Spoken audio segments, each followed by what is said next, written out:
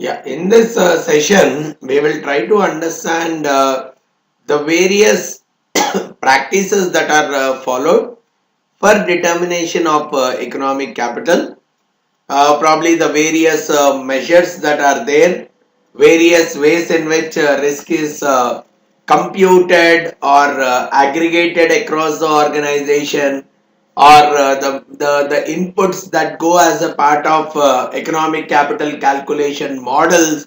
How do I validate those models? How do I assess the counterparty risk, or how do I assess the interest rate risk involved in these kind of economic models? All these things we would try to understand, and of course apart from the practices that are there, we'll try to understand the various issues that are involved in the computation of economic capital through these mechanisms. So just to start off, I would like to identify, whenever we talk about a good risk measure, we have been using various terms like value at risk, expected shortfall. We also talk about tools like standard deviation or some kind of coherent risk measures. So, whenever we talk about any good risk measure, we see that it should follow these particular rules. It should exhibit the behavior of monotonicity, which is nothing but in the future, as the expectations of the returns are going to increase. If I expect that this particular security is going to be profitable in future, then the risk associated with it should come down. Means I'm having more and more positive expectations about the performance of the security in future. So the risk that would be involved in it will be much lower. That is a measure of monotonicity.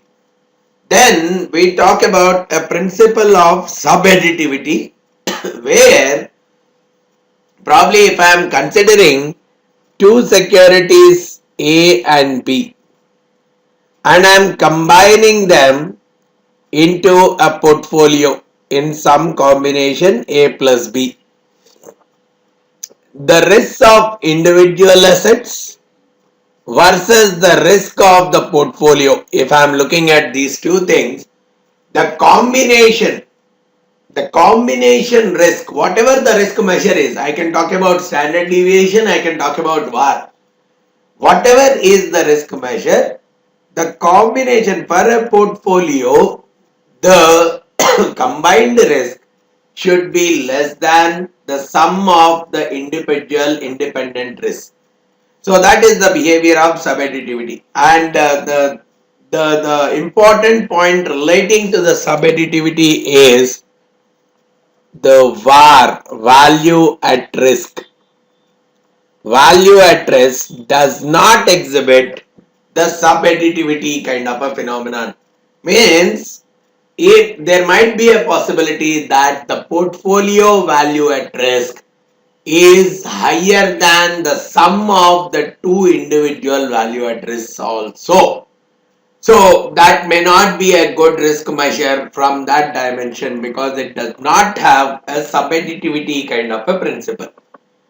Then the third important thing we are looking at is the concept of positive homogeneity, which means as the size of the company is increasing, it tries to pose more and more higher risk.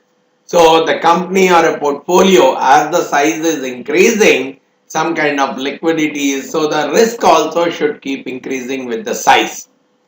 And finally, we also talk about another feature of a good risk measure, which is called translation variance, wherein we say that whatever is the risk that is associated with a portfolio should be based on the assets that are formed as a part of the portfolio. So, wherever I am talking about a value at risk of a portfolio or something, it should be purely based on the components of that particular portfolio itself. these apart from these are the key properties that any good risk measure should satisfy. But apart from that, yeah, one, it should be intuitive. People should easily understand. I should be able to communicate it much better. I should be able to calculate it much better, and there should be a stability. Just one value change, it should not happen that the VAR has gone up drastically or any such risk measure has changed quite drastically. So there should be a lot of coherency and stability associated with that risk measure. And also the decomposition process, which means if I have computed this particular measure at my organization level, I've computed this measure at an organization level, and if I want to distribute it across my various departments on some basis, the distribution or the decomposition of the same should not be a big difficulty for me. Then, if all these conditions are satisfied to a large extent, we call that particular measure as a good risk measure. It could be value at risk, it could be standard deviation, it could be a coherent or a spectral risk measure or expected shortfall, whatever it is. Now, the most common kinds of risk measures which we generally go with, we look out for a standard deviation, which is very easy to calculate kind of thing, right? A standard deviation is very easy to calculate, but it violates monotonicity, because there might be a possibility that the returns are going to increase in future.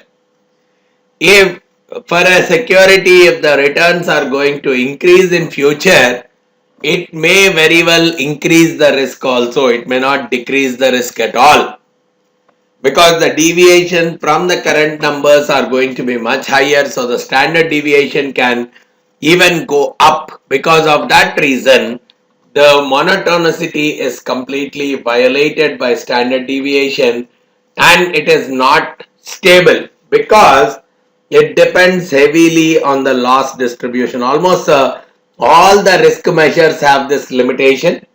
Almost all the risk measures, they are very heavily dependent on the loss distribution, so they may not be so stable also. And but on the positive side, I'm seeing that standard deviation is easy to calculate. So probably as a base mechanism for assessing the risk, I can very well use this standard deviation measure.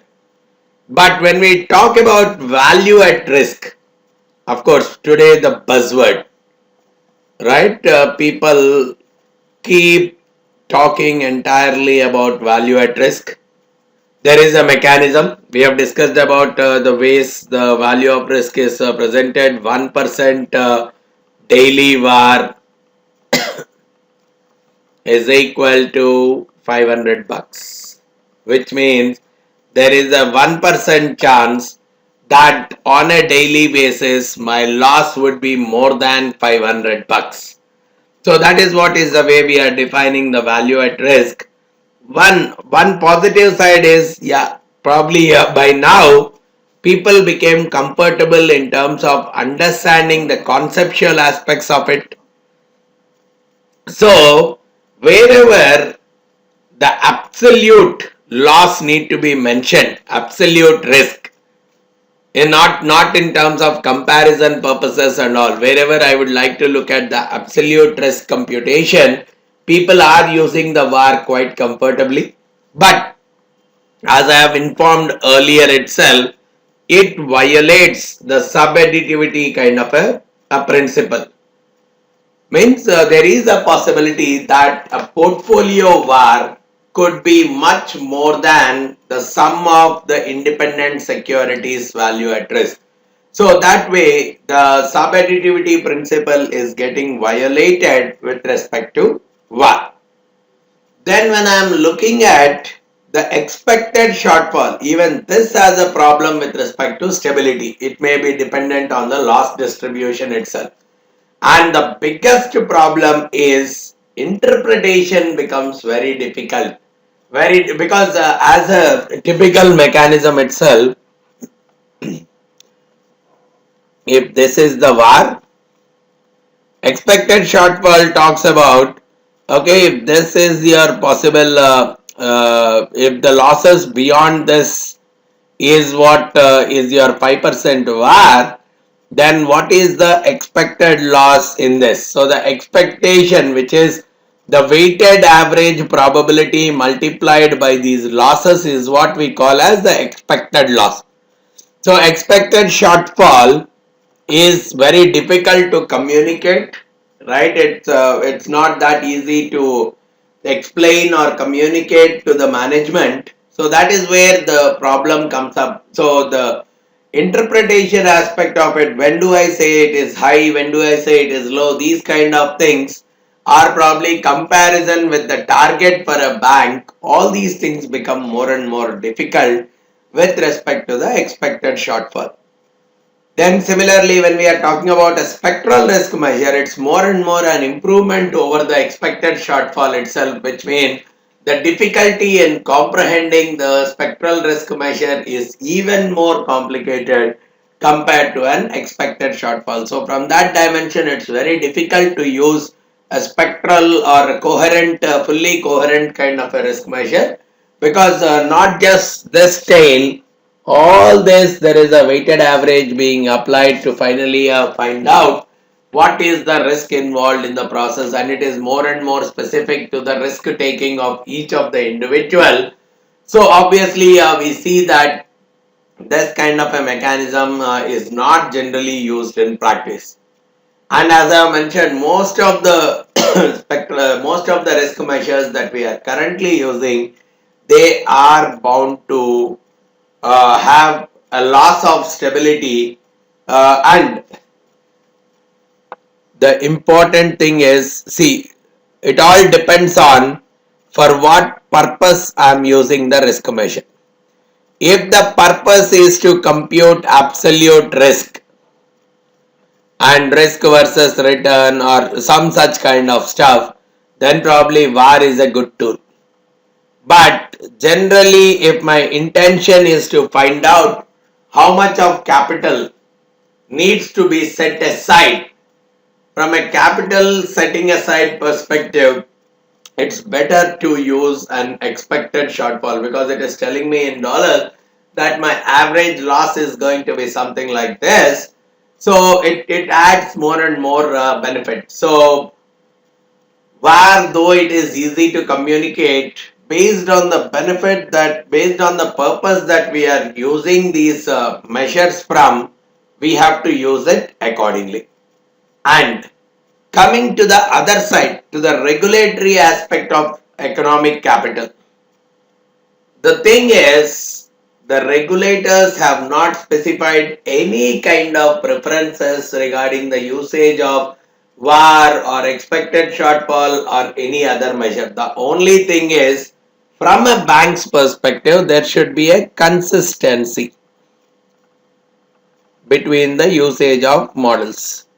So let's say from an internal capital setting perspective, it is using some X measure, whereas from external perspective, it is using some other measure.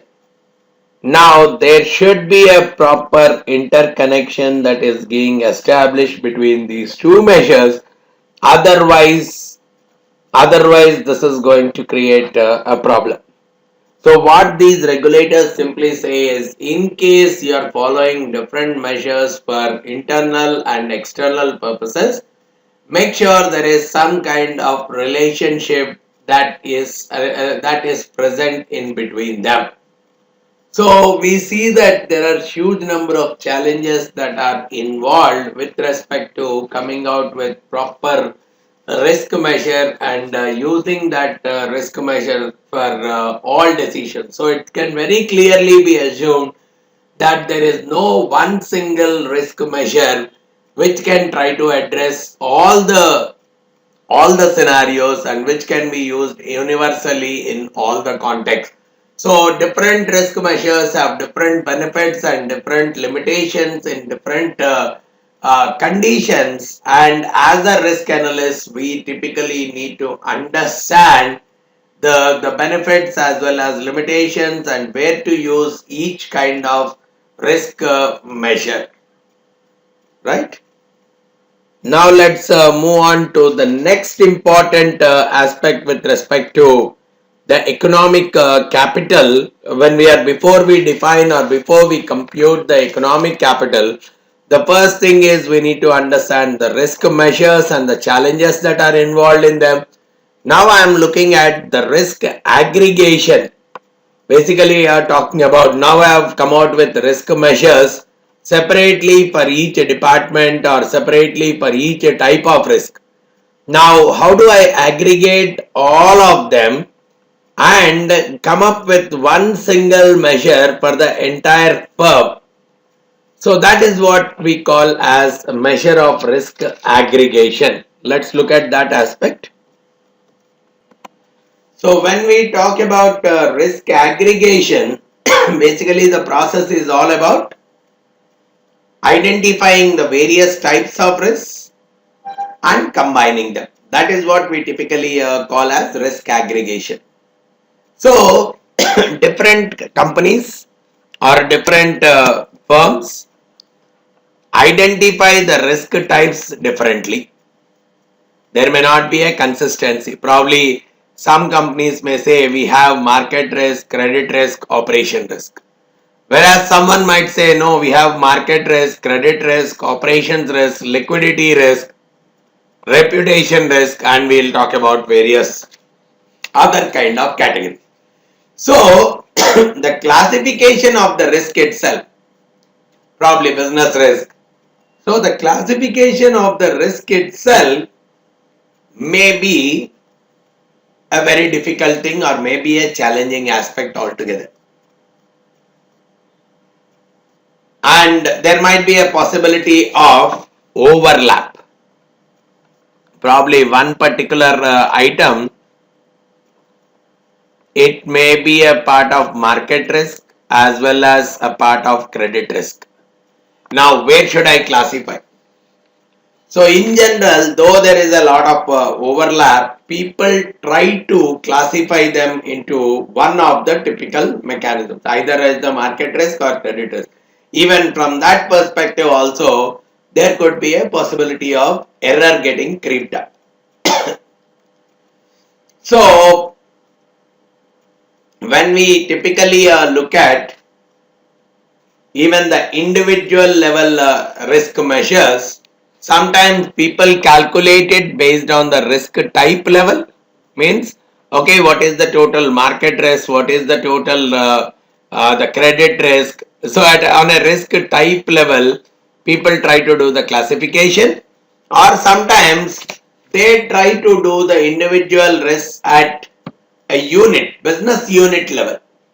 So probably department X, this is the total risk measure, or business unit 1, 2, 3. So at a business unit level they try to combine, or a combination of both.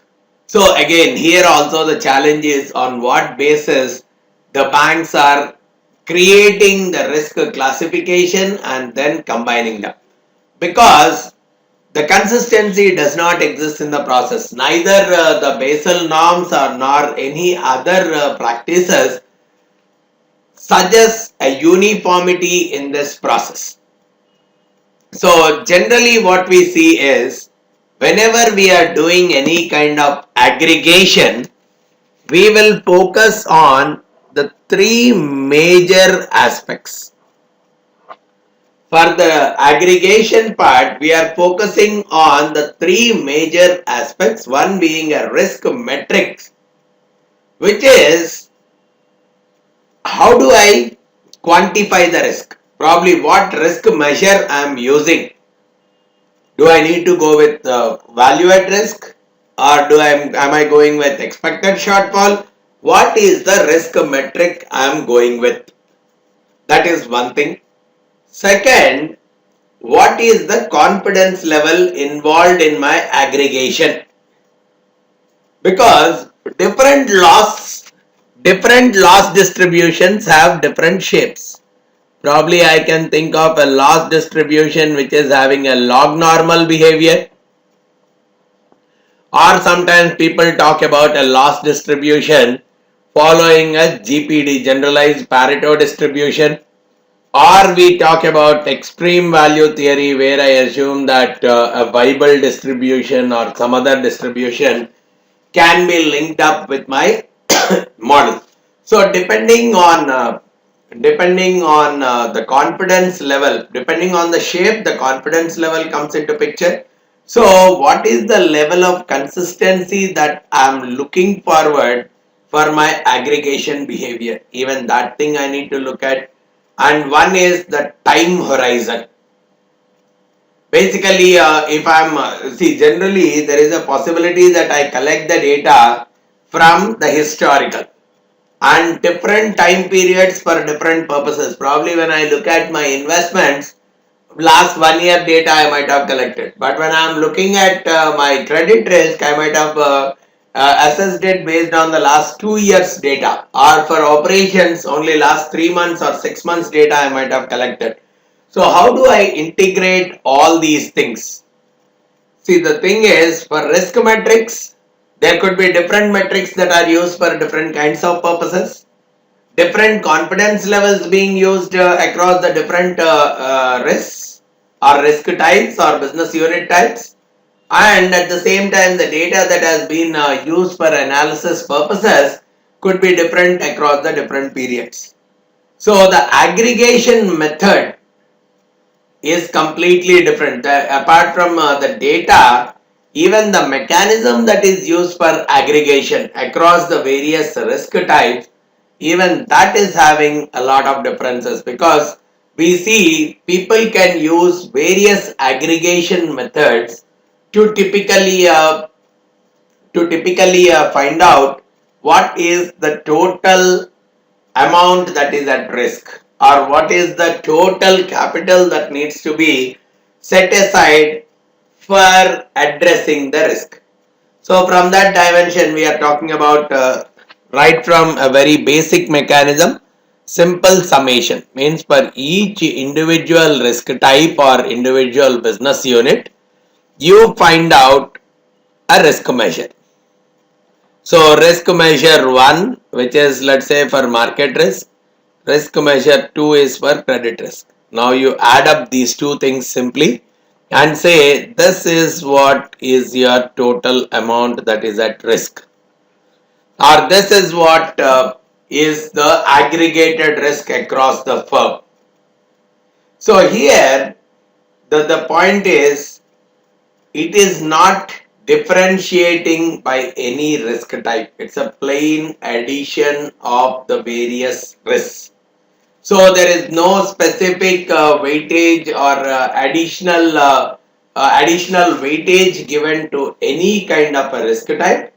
So no differentiation across the different risk types.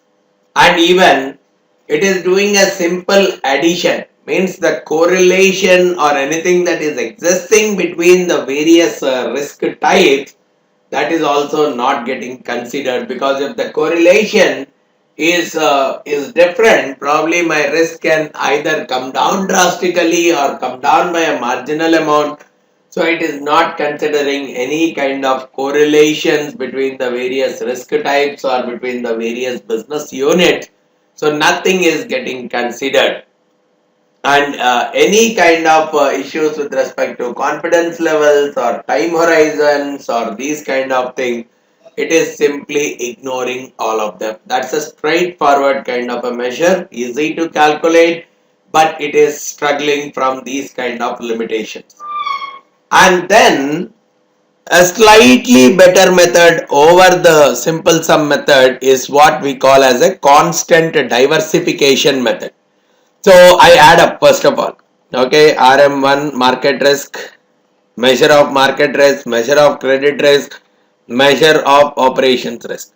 From this total aggregated risk, probably I'll subtract some X, which is what is for the diversification, assuming some level of correlation existing between the various risk types and all without doing any kind of calculation. We try to remove the X percentage for the diversification and say that this is the net aggregated risk. So more or less similar to the simple sum mechanism, and probably whatever are the deficiencies that are existing with the simple sum mechanism, more or less they are existing even with this kind of a mechanism also, but the slight betterment is that some amount of overall aggregate risk is coming down because of a diversification that is associated. Then probably this is the more commonly used kind of a mechanism called as the variance covariance matrix. As the word itself is saying, it is considering covariance, and we know that the covariance is based on correlation. So instead of using a constant diversification percentage to reduce the overall aggregate risk, this uses the correlation between the various types of risk and computes the diversification benefit accordingly. It computes the diversification benefit accordingly. So whatever are the various correlations which may be specific between banks, right? Bank 1 may be correlated with bank 2 in a different way versus bank 1 versus bank 3.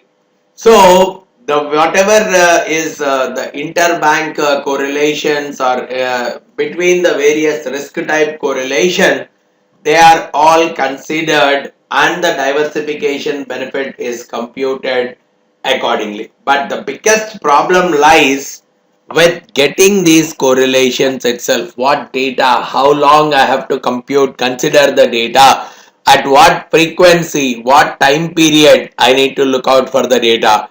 All these things become very costly, and even computational issues come with them. But yes, if at all I am able to obtain them, it is going to add much more better problem, or much more address the problem in a better way. And what we are seeing is whenever we talk about correlation, we use the word linear relationship between the variables.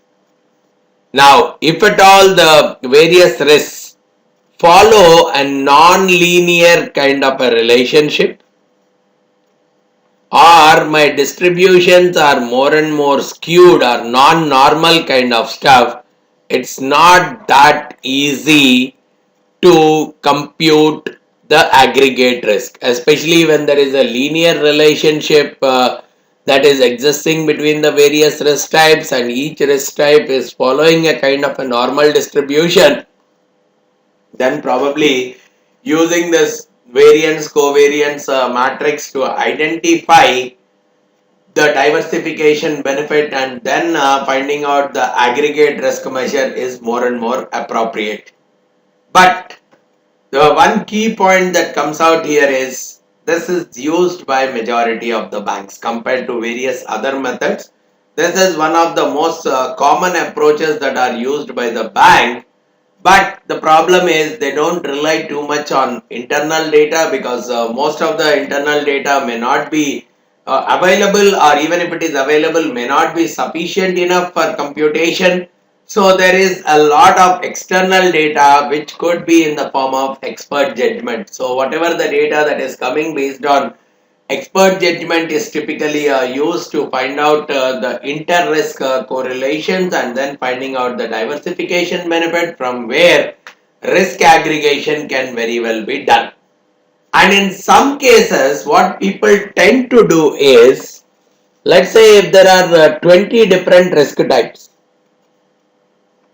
right? Preparing a 20 by 20 variance covariance matrix is going to be very costly and may not be that easier to interpret also.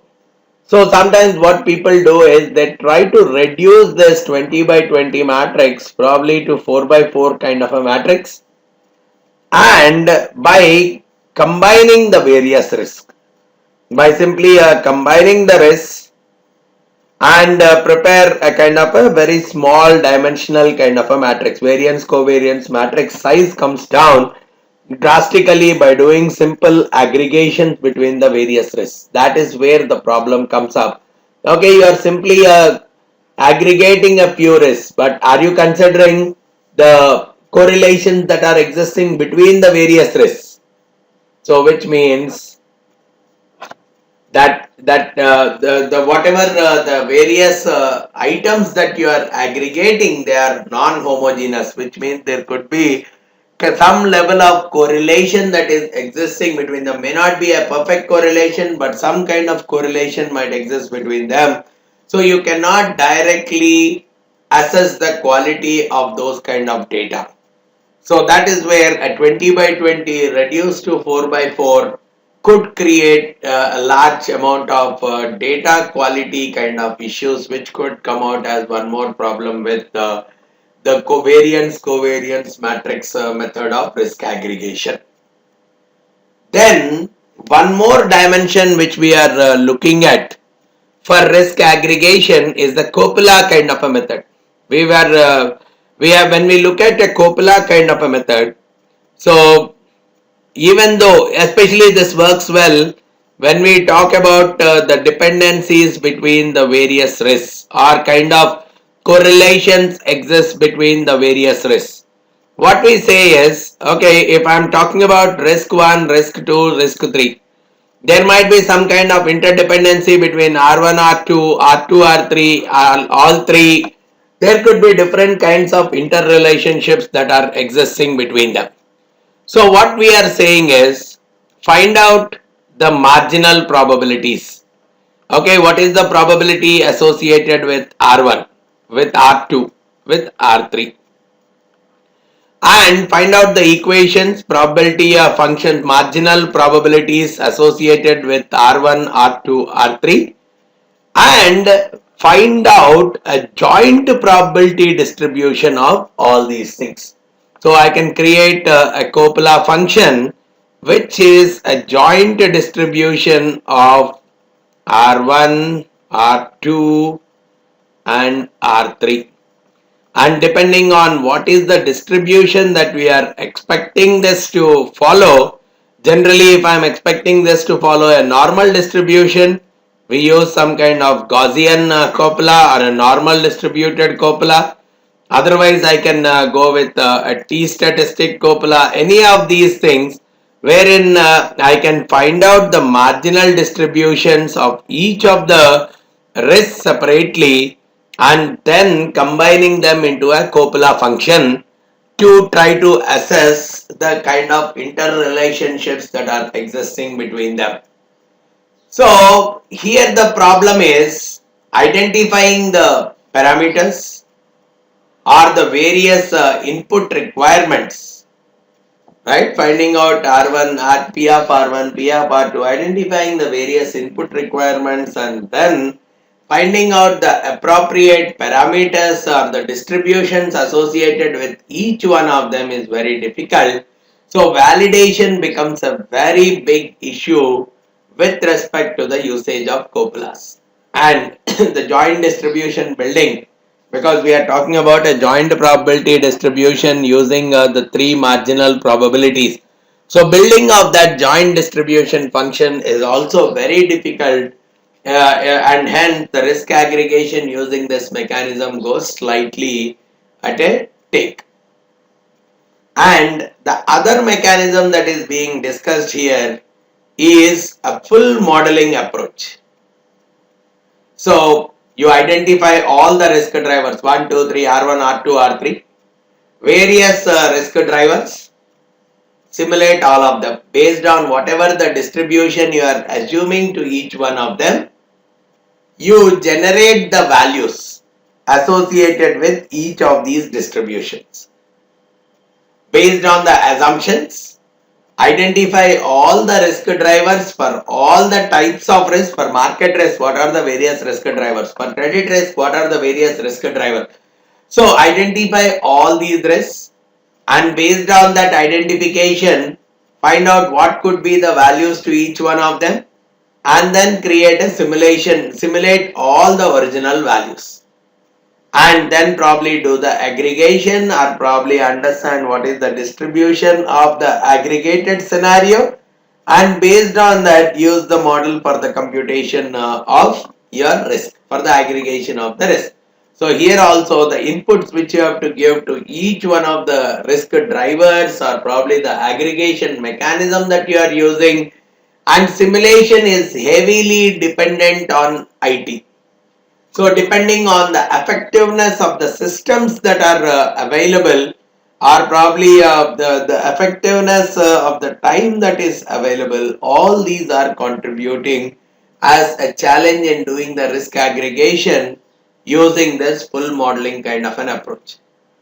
So the more and more the models are getting sophisticated, probably we have started with a very initial model of simple summation, but slowly we have moved to the mechanisms of variance, covariance, then copulas, then full modeling kind of approach. The more and more the sophisticated methodologies I am using, one, there might be a possibility that they generate more and more confidence in the output. Whatever the aggregated risk I am trying to bring out, there may be some kind of confidence or a trust that is associated with that. But at the same time, we also need to see they involve a lot of complexity, they involve a lot of calculation intensity and all. But of course, our objective is to reduce the error in the prediction to a large extent so that the confidence builds up and the decisions are made quite effectively, right? So this is one thing with respect to the various risk aggregation methods that we have.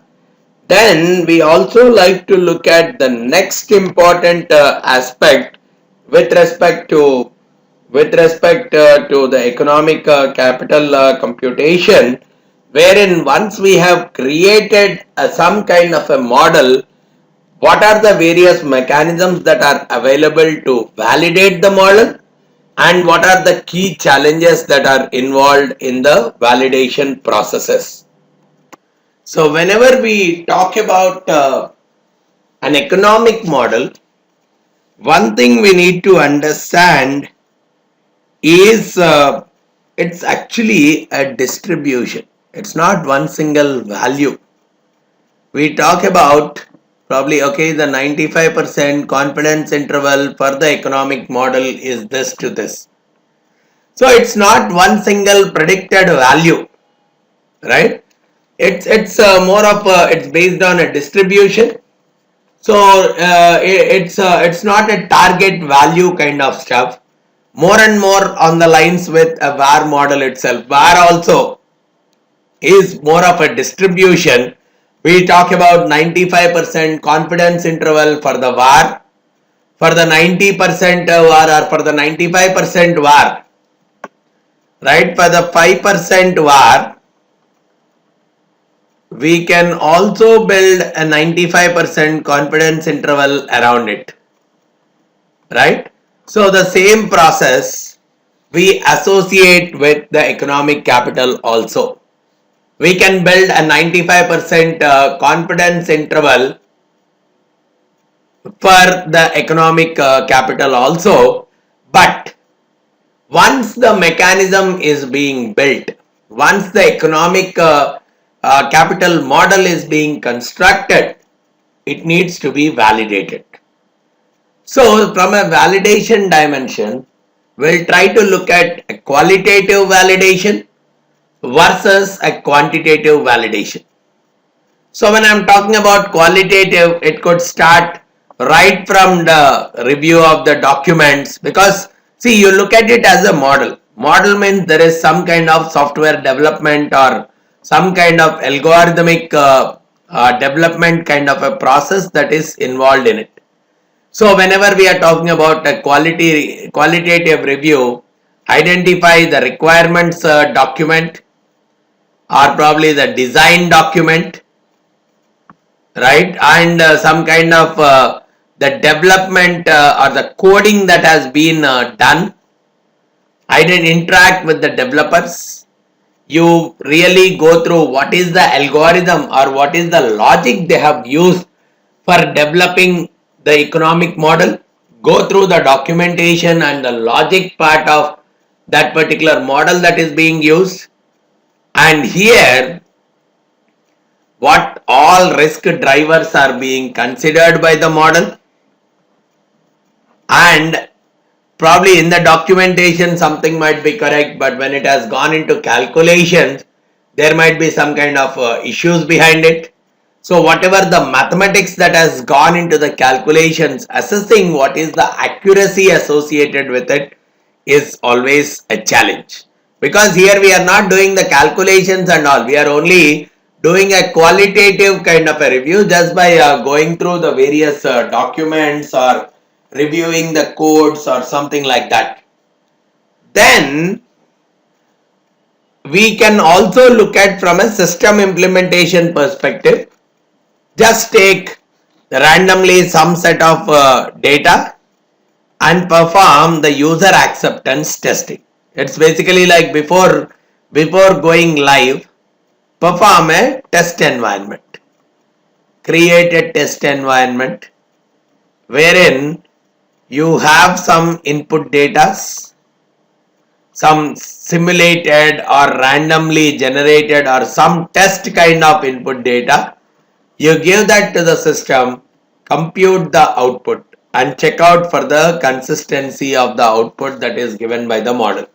So that is what we call as user acceptance testing. You create a few test cases which are where you know this should be the result and this should be the mechanism the system has to implement it. So you look out for a quick user acceptance testing, which means as a user, are you going to accept this system? Are you going to reject it? And perform enough code review. Probably you need to have some software experts and all who can evaluate the code and mention whether the code is implemented properly or not. Then this is the important aspect also, management oversight. This is also a kind of a validation process. Management should trust this system, or management should really believe whatever the system that is developed, it should be used for their decision making purposes also. Means they are trying to make their decisions based on the risk based models. So whatever the model that is being created, they should be confident that they can use it for the decision making purposes.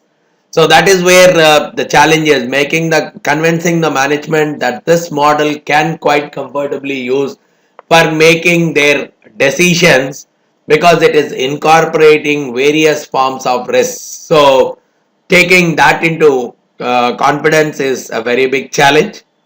Then we are talking about the data itself, the quality present in the data itself. Forget about our model or the calculation.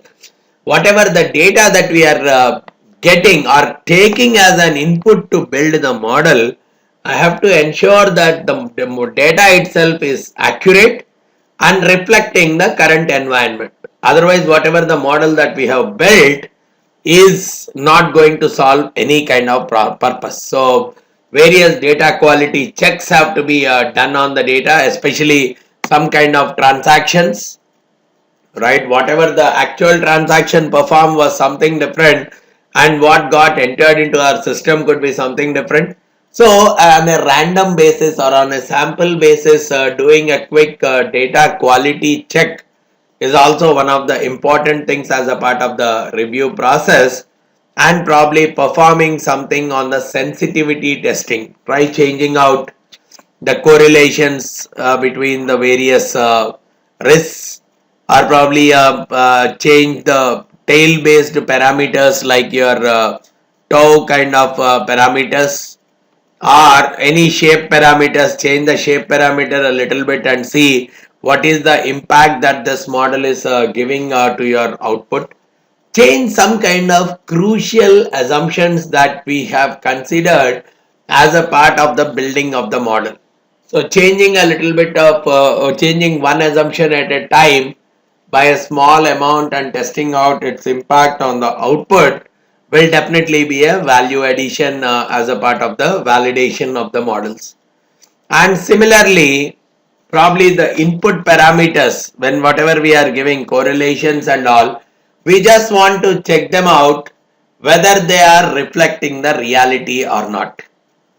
That is one more important aspect. Okay, by changing the correlation a little bit, what is the output is something that I can do, but at the same time, what is the correctness that is associated with those numbers? How can I check that the input parameters that I am giving to my model are more or less accurate or more or less reflecting the current environment? Right? So, see, one thing we have to understand is every model, by default, make this as an assumption, no model can be universally correct. So, which means I need to really understand under what circumstances this model is more or less appropriate and what are the limitations that are associated with this particular model. So that kind of validation has to go up before we use it for our practical purposes. Then replication, probably using the data that is already existing,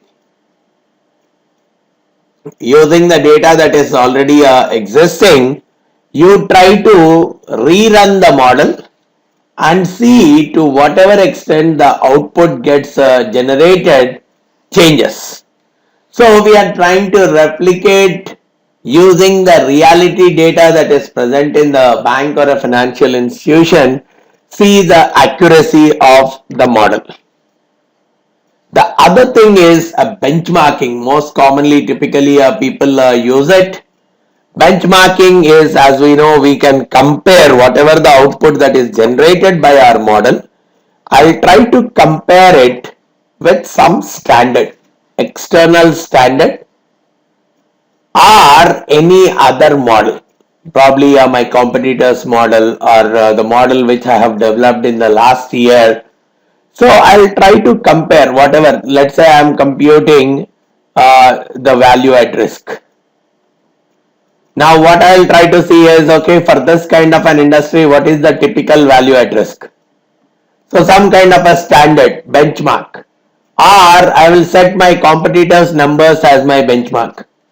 So what it means is, yeah, I'm comparing my number with that of someone else, but all of them may have a problem with being confirming with the reality. So that is one of the biggest issues that comes as a part of the validation model that is being used. Then we are talking about the backtesting mechanism, wherein you compare the distribution, right? In different cases, by giving different inputs, we are getting a different set of forecasted outcomes. So you identify the distribution of the forecasted outcomes. So wherever I can quantify the output, probably this measure is more and more appropriate, but in my reality there could be a lot of outputs that cannot be quantified. So in those cases the backtesting models also may not be a good thing to use. Then I can even think of doing a validation by attributing it to a profit and loss. So basically I compare the actual profit and losses and based on the various model drivers. So whatever the difference that is coming out, the actual, see, let's say I am considering R1, R2, R3 are the key risk areas. I'll try to find out, because of this, what is the loss that should come. And I'll also see what is the actual loss that has occurred because of this particular risk. So like this, every risk I'll try to find out what should be the loss that should be that is identified by the model, and also I will look at the reality, what is the actual loss that has occurred. So all these things, and based on that I will try to identify whether my model is reflecting the reality or reflecting the actuals in a much better way, or something else need to be improved as a part of my model. And even I can perform the stress testing. I identify the various stress scenarios to which I need to put my system to, and based on that look at the output and then try to validate it. So what has been observed as a general feedback for all these kind of models, for all these kind of validation mechanisms, is they are really good. All these models, they are really good to assess the sensitivity of the risk. Means if probably there is a change in one of the assumptions, what could be the impact on my overall risk. So they are good for more and more of sensitivity testing kind of mechanisms, but may not be stable when I am looking out for absolute values of risk. That is one common observation that has come out. And every model establishing a conceptual clarity and conceptual soundness to it is going to be a tough challenge, and getting the data of the loss distribution for longer periods and longer quantiles is going to be a very tough thing. So that is one more major challenge. And apart from that, we see that the data scarcity can be there. Not all data is captured properly from an operational data standpoint, or even there could be a lot of technical difficulties, especially with respect to the estimation of the parameters and all is going to be a very challenging task as far as the validation of the models is concerned. So all these things need to be understood, and whenever we are using an economic model, economic capital based model, we need to understand that these challenges do exist as far as their validations are concerned. Then one more aspect that we are looking into is the dependency. Okay, we have now looked at first what are the various risk measures, then how do I aggregate the various risk measures, then how do I validate the model which I have created, and also I am looking at what are the dependency modelings, what are the big challenges that are associated with respect to modeling the dependency between the various variables, or especially in the context of credit risk, how do I look out for dependencies between the various borrowers, and how do I assess the overall credit risk that is involved. What we observe is between the various borrowers, I can have a linear dependency which can quite comfortably highlighted through correlation, or there could be a non-linear dependency also between the various borrowers. So we need to really consider all these kinds of scenarios, that the dependency is both linear as well as non-linear between the various parties, right? And there are various mechanisms where we talk about the dependency models. So one of them being a credit risk portfolio model. There we talk about taking care of dependency between the various variables that are involved. But in this, identifying the correlation between the various borrowers, and because the borrowers could be very many in number, identifying the correlations between them, and what mechanism I am using to estimate the correlations becomes a very tedious aspect in this. Similarly, we can use a Coppola's mechanism, and it all depends on what kind of Coppola I am using for the integration purpose. And there is one commonly used kind of a method called asymptotic single risk factor model, called as ASRF model, where banks typically, or any financial institution, they have their own mechanisms to estimate the correlation, and they can even address, based on this correlation, they can even talk about the concentration. But assessing the accuracy of these measures is again a challenging thing. Now, what is typically understood is whatever the variables which are causing the default. So, probably some ratio, some financial ratio being very high or being very low.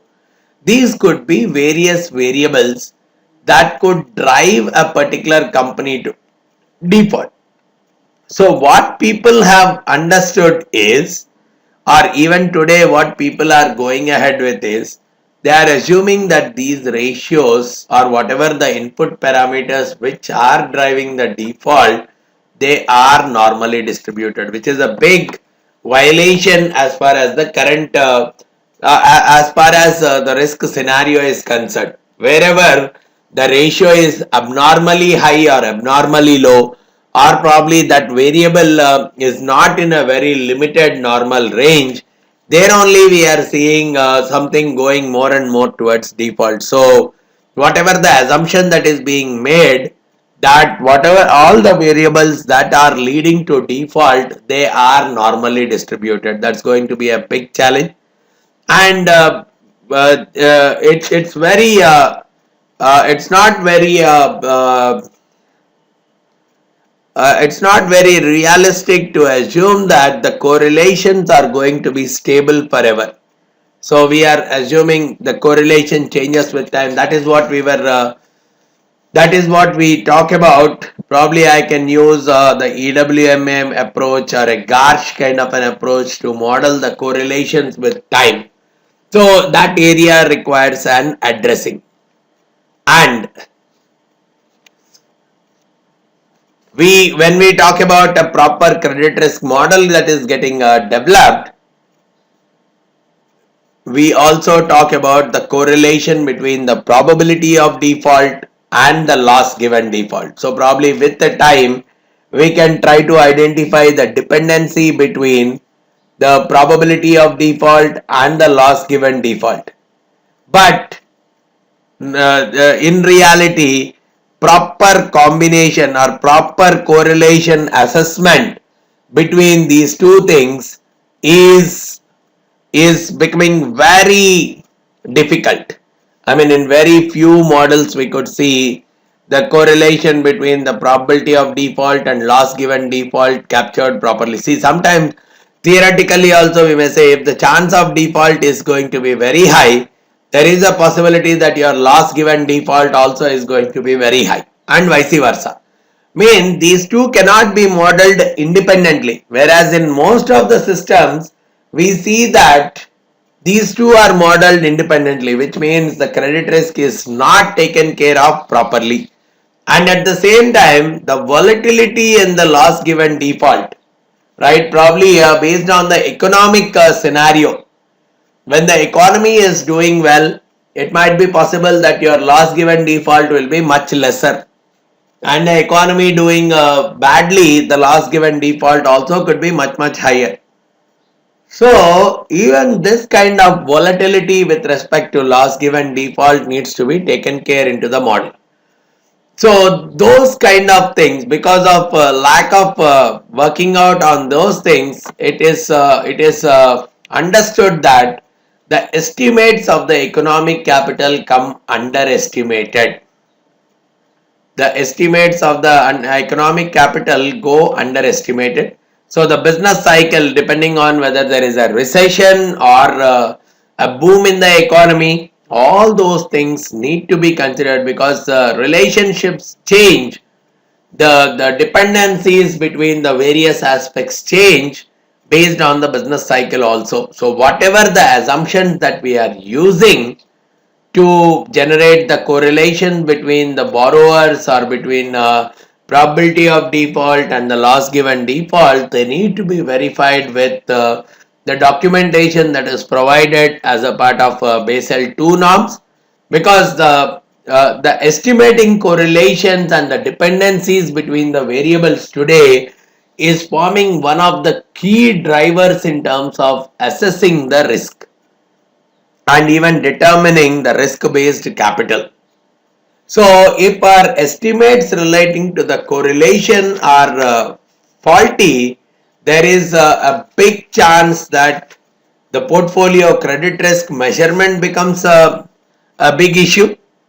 The risk assessment or the risk measurement becomes more and more erroneous, which means the economic capital computation also becomes more and more erroneous. So this is something which has to be taken care as a part of the computation of economic capital.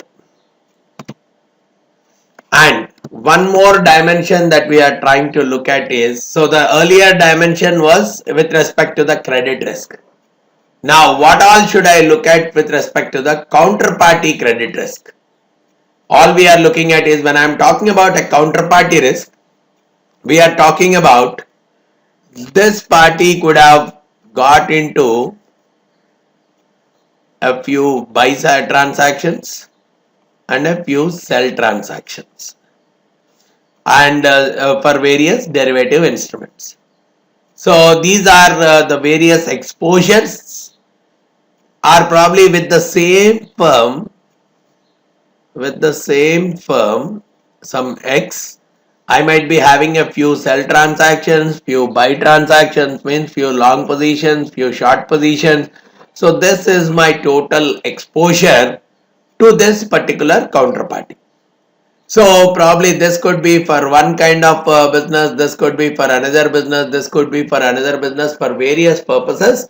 I might have got into the transaction with the company X. So I need to find out the exposure from all these transactions separately. I cannot do the netting. Or even if I do the netting, based on some processes I can do the netting with this party, but obviously I cannot net this and this. Right here I may be with some kind of sell transactions, here I may be with some kind of buy transaction, but I cannot do the netting across the multiple counterparties. Probably at one single counterparty level I can do the netting part of it, but in general what we are saying is the exposure could be from many transactions, and this also involves getting the data from multiple systems, because this could be a European market based transaction, this could be an Indian market based transaction. So you may have to collect the data from various systems, and also what are the netting arrangements that are there at an aggregate level. Can all these things be netted or not? Or should I need to take the exposure separately to each one of them? So the netting arrangements need to be looked at.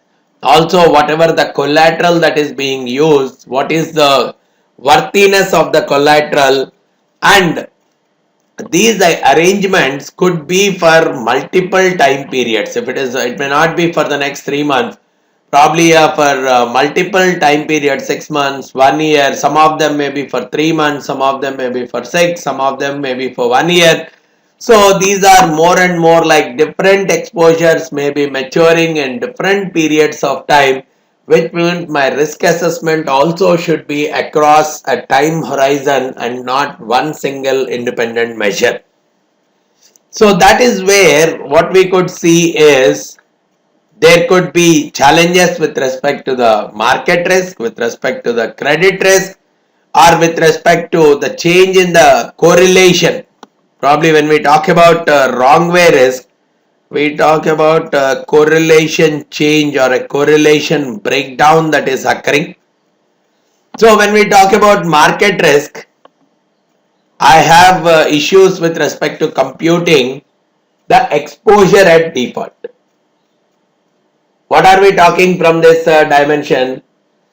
We talk about changing the various risk measures. Whatever I am assuming as the various market risk factors, let's say price or interest rates or exchange rates. So I'll try to change the market risk factors, I simulate those values using simulation mechanisms. And when any of these market based parameters are changing, what could be the impact on my counterparty's positions? Let's say the interest rates increase by 25 basis points. What will happen to all these positions and what will happen to the overall position of this counterparty X? Right? So I'm trying to generate various scenarios using simulation, taking different values for my market risk factors, and based on that trying to compute the exposure at default. And this I am doing for various set of values and trying to find out a distribution that is associated with the exposure at default. It's more and more similar to the calculation of VAR itself. But the only thing is I cannot use a VAR based model here because VAR based model generally is for a short term purpose. We say 3-month VAR or probably a 1-year VAR or daily VAR. It's only a one time computation and one time period is generally involved in the computation of VAR. But for exposure at default, I am considering multiple time periods. So if I have to simulate the market risk factors for multiple time periods, today itself it's going to be a very difficult challenging exercise. So that's where I cannot use the procedure which I am using for the computation of VAR directly for finding out the exposure at default. And in case of VAR, especially when we talk about a portfolio VAR, right? When I'm talking about a portfolio VAR, probably a portfolio overall can reduce the overall risk of the security. Means there is some kind of offsetting that is occurring in case of portfolio VAR. Whereas here, the netting cannot happen across counterparties. Probably within a counterparty, I'm based on the netting agreements that are existing between the counterparties. I may think of incorporating the netted value, but in reality, across the various counterparties, I cannot think of the netting arrangement. So that is one more area where a VAR based model of computation may not be suiting to the exposure at default computation. Similarly, we see that for evaluating the counterparty risk, even the credit risk related issues come up, especially with respect to the probability of default and loss given default, because I have to compute the probability of default as well as loss given default for each transaction as well as for each counterparty, which is going to be a very painful exercise. And especially when we talk about scenarios where the details in terms of volatility of the position or what strategies are being used, especially in case of hedge fund kind of counterparty, right? When I am looking at an investment into a hedge fund, especially when the details need not be revealed to a detailed extent, there is a possibility of exposure to a lot of credit risk from the counterparty because of probability of default and loss given default. Then we are also talking about the counterparty credit risk becoming a challenge with respect to the wrong way risk also, because the interaction or the integration between the credit risk and the market risk, what could happen is in some kind of economies there may not be a much of a correlation between them, but in some cases we may see that, especially when the markets are breaking down, we may see that the credit risk also can go up quite drastically. So the correlation that might change. So especially when we are looking at the exposures which are having a negative correlation with the counterparty's credit quality. So wherever the counterparty is having high credit quality but he may lose very badly on that because of the wrong way risk, especially when things are not going well. I'm assuming that this will protect me, but they are going to act as a backfiring on creating an additional loss. Those are the things where we are talking about a wrong way risk. So because of change in the correlation, instead of going positive, we are entering into a loss. So that is also something that is magnifying the loss, which also is difficult in terms of computing with respect to a counterparty credit risk. And then operation risk related. There are a lot of systems and processes that are required, especially with respect to determining the daily limits, monitoring them, computing the mark to money requirements, mark to market requirements, management of the collateral. In all these things, there is a possibility of measurement errors, which means assessing the counterparty risk becomes more and more difficult, especially where data is not that heavily available, like new processes, new products, low frequency, high severity kind of activities. In all these things, assessing the counterparty credit risk is going to be a painful activity. And apart from that, aggregating all these things, especially the derivatives, securities, financing activities. So the aggregating of all these things is going to be a challenging thing. And even high level credit risk with a market risk and an operation risk, the aggregations at various levels are going to pose high amount of challenges from the bank or financial institution perspective.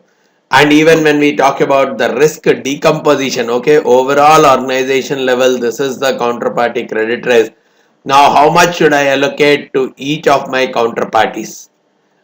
So what is the way I can distribute the overall counterparty credit risk to various departments and entities, and the various risk units also becomes quite a difficult aspect. Then we also look at the interest rate risk, especially with a banking transaction. I also look at what causes problems to the assessment of the interest rate risk. The first thing that we are looking at is the options present in your banking transactions. Options present in the banking transactions. So probably the various things is look at from depositor perspective, right? Probably non-maturity associated deposits. Let's look at them. The options that are present in the non-maturity related deposits. What we are seeing there is, look at the bank. What interest rate should it pay to its depositors? It is purely an option with the bank. When should it increase the interest rate? How much interest has to be paid on the saving deposits? That is purely at the option of the bank. So which means identifying or predicting the cash flows becomes more and more difficult in that scenario. Similarly, from a depositor standpoint, if you look at, they can withdraw the money whenever they want, and even full amount they can withdraw whenever they want, especially the saving deposits. They can withdraw the money whenever they want without having any kind of penalty. And even when, so these are the things that are existing on the liabilities of the bank's book, right? Wherein the interest rates can change at the option of the bank, and the depositors can withdraw their money whenever they want. And similarly on the asset side, The prepayment risk is existing very much with the mortgage and mortgage backed kind of securities investment instruments that are there. So, and there are a few other fixed income kind of securities where the bank might have invested which have embedded options in them. So what we could see is because of option kind of behavior that is existing in the various financial instruments either as assets or liabilities for a bank, deciding their cash flows is going to be very difficult, because of which the assessment of the interest rate risk is going to be a very difficult task for the bank. And for each of the scenarios I really need to use the stochastic path, because based on some statistical scenarios I need to generate the path based on the simulation kind of processes. I have to generate the various paths. I have to predict the interest rates. I have to predict the interest rates in different scenarios, and based on that I may have to take a call. Based on that I may have to do the modeling or computation of the interest rate risk. And sometimes there is a possibility of changing your interest rates based on the customer relationships, based on the market conditions, and based on the position of the bank in the among its competitors. So probably the we offer different kinds of interest rates based on these kind of things. So if at all I have to try modeling the interest rates based on these various aspects, that's going to be a very challenging thing. So because of which also determining the interest rate risk, because I cannot generally in reality these things do come into picture, but when I am trying to model the interest rates based on these things, the models may not be that appropriate. So, and even some changes in other macroeconomic factors could result in interest rate changes, which will result in the pricing changing because of all these things. And not only just with the interest rates, the prices are changing with various other aspects. So assessing the interest rate risk properly becomes very difficult because of this dimension also. And when we are doing stress testing, we might do the stress testing based on a few predetermined stress scenarios. Okay, probably like a 1% change in the interest rates, or a 5% change in equity, some such kind of, or probably some percentage increase or decrease in the exchange rates. So some such kind of predetermined kind of scenarios is what I consider and try to do the stress testing. But whatever the shocks that I am giving may not be based on the probability of the occurrences in the real world. So if they are not based on the probability of their occurrences, then probably I cannot incorporate them as a part of my economic model, economic capital based model.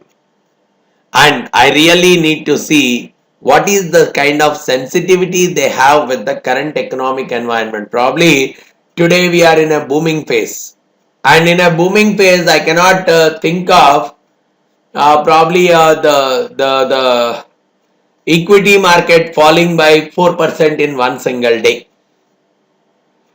When I do the stress testing as a set of predetermined kind of activities, it may so happen that I may not link it with the current economic environment, or I may not link it with the probability of occurrence, and it may so happen that during different periods the duration and the convexity could keep changing, which means the slope of the price yield curve as well as the curvature of the price yield curve, they may change with the time. So we really may have to look at modeling those things also and then giving the shocks. So because of all these things not being considered as a part of our models, the interest rate risk computation and all become a challenge. So if one of the risks is becoming a challenge, my overall computation of economic capital is also going to be a big challenge. So all these things really need to be understood in detail before the bank goes forward in terms of computation of the economic capital. So for coming out with the various risk measures and effectively implementing those risk measures, what is being suggested is, yes, go ahead with the economic capitals itself, but try to understand what is the impact of the model that we are using based on the risks which you are taking, and try to compute whatever you are computing. Is it the gross risk or the net enterprise risk? Means when we are talking about net enterprise risk, you even remove the diversified portion. So when I am talking about a gross risk, I am looking more in terms of standalone kind of a risk. Otherwise, I am even considering the diversified portion of it as a risk aggregation process, removing the diversified benefit that is coming out, and then computing the total risk. And how much is the commitment from the senior management in terms of providing proper infrastructure for using these risk based models, for computing them, for validating them? What is the kind of usage the senior management, are they using it for the decision taking purposes? All these things play a role in the effective usage of the various risk measures. And you make sure that whatever the estimates we are getting for correlation, recovery rate, proper models have been used for obtaining these variable estimates, which go as inputs into your economic capital based models. And you are doing ample stress testing by changing the various inputs, sensitivity analysis. All these things are being done quite effectively on the inputs which are going as a part of the model. And make sure that the various risks are getting identified properly. All the risk drivers are captured without much of omissions. So especially the positions, the trading positions and the exposures are captured properly at each layer for each risk type. And whatever the risk measures, whether you are using a standard deviation or a VAR or a expected shortfall or any of these mechanisms, make sure that you understand the strengths and weaknesses of each of these calculations. And when we are doing a risk aggregation, look at the total risk profile of the bank, look at the business composition of the bank, and based on that use a proper aggregation procedure. Should it be a simple sum kind of a mechanism, or do we need to incorporate a variance covariance kind of a matrix, or go with a copulas, or what kind of aggregation framework is required? Should it be more and more simple, or should it go even to a more complex full modeling kind of an approach, or what kind of aggregation approach is appropriate? Then how do I look at the validation? What kind of validation mechanisms, which we have discussed earlier, what kind of validation mechanisms can be used in this context? In what ways I look at the modeling, the dependency, especially between the in what way I am bringing out the correlation between probability of default and loss given default? How am I modeling the dependency with respect to correlations between the various risk measures? All these kind of things I need to get into. Similarly, from a counterparty credit risk mechanism wise, okay, am I addressing the market risk quite comfortably there? Can I compute the can I compute what is this the EAD, exposure at default, without much of complications?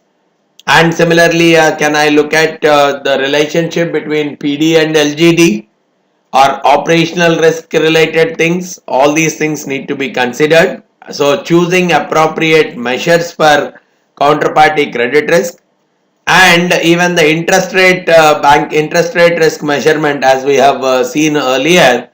Do I can I consider the optionality that is existing, and I need to clearly differentiate between earnings based models versus economic value based models. All these things need to be clearly focused on before we talk about an effective implementation of the risk measures across the organization.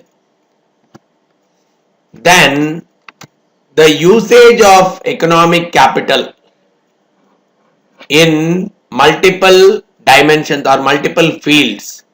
What are the key things that are involved? Let's say I have to use economic capital for credit portfolio management. There is a possibility that it will reduce the portfolio concentration, right? Because I can think of hedging strategies which can reduce the portfolio concentration, and at the same time, because of credit portfolio management, there is a risk deterioration against which the portfolio will protect me, because any portfolio management will diversify the risk, reduce the overall risk because of the diversification. But the problem is, for each borrower, the quality of the borrower is looked at from a portfolio perspective and not from an individual standalone risk perspective. So, whenever I have to find out the concentration of the loan portfolio also, with this measure help me in looking only at the incremental risk contribution but not a standalone risk contribution. That is what looks like one of the limitations associated with this model. Then when I am looking at risk based pricing scenario, we know that when I am using risk adjusted return on capital, any projects or investments which give me a return which is much lesser than the risk adjusted return on capital, those projects will be rejected altogether. So from a benefit perspective, what we could see is, because I am rejecting all those projects which are non-beneficial, there is a possibility that it can maximize the profitability of the bank, because we are choosing only those projects where we think that the profitability is going to be much higher. So when I am rejecting so many projects, obviously the approvals and the monitoring of each of these profitable projects also need to be looked at. So whatever the rate that I am deciding should be in such a way that the shareholders' value is maximized. Then, when I am using the economic capital framework for customer profitability analysis, each customer is having a different level of risk. So, aggregation of the risks across all customers is going to be a very challenging task. And because of that, it may be possible that I may have to lose out on some of the customers. But the advantage is, at least it will help me in deciding who are my unprofitable customers or less profitable kind of customers, which will in fact help me in concentrating only on those few customers who are more and more profitable, which will result in overall profit maximization for the firm. The same thing happens in the risk based pricing also. This helps me in identifying which of the projects are more and more profitable, ignore those projects which are not profitable, so that overall the overall profitability of the company or the projects can keep increasing. But at the same time, the problem exists in terms of I may not be able to accept a sizable number of projects, and I may go more and more unutilized also. And finally, using economic capital for deciding management incentives, generally it is not considered heavily, but there is a benefit. Especially, this will help the managers, this will motivate the managers to participate in the computation of the economic capital, identify on what basis is the economic capital is computed, get into the technical aspects involved in this. all these things can very well be actively participated by the management. So this is what, in a simple nutshell, we talk about the various practices and issues with respect to the modeling of the economic capital. If you have any further queries regarding the same, you can get back to me by giving me a call on the number that I have provided below, or you can even send in an email at vamsidhar@pacegurus.com. Thanks a lot for listening to this session. Thank you very much.